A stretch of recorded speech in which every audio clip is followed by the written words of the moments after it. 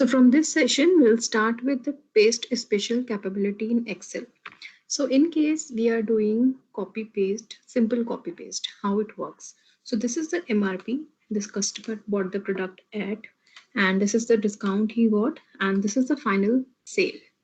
I mean the discount price, right? So instead of sale, write here discount value. It makes more sense, right? So the 5% of 6190 is 310. How that has been calculated? C3 into B3. So this is how it has been calculated. Fair enough. If we copy it, this value, and paste it here, what happens? It is giving me 15, not 310. What happened? Click on the cursor on 15, and now it's giving me the multiplication of D3 into C3. So because when I copied this value and pasted here, so the cell reference changed. This is called relative reference. So it was multiplying the first two cells before this column.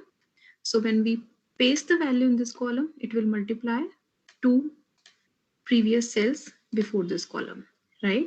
So how to get the exact value here? How to do that?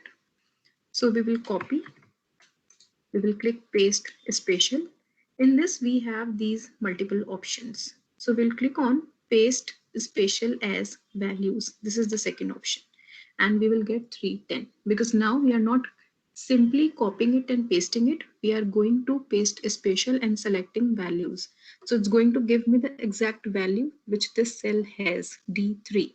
When you keep the cursor on it, you will see it has a value. It does not have a formula, because when we do as values, it will remove the formula and only the final value would be pasted. So this is called as values in paste special.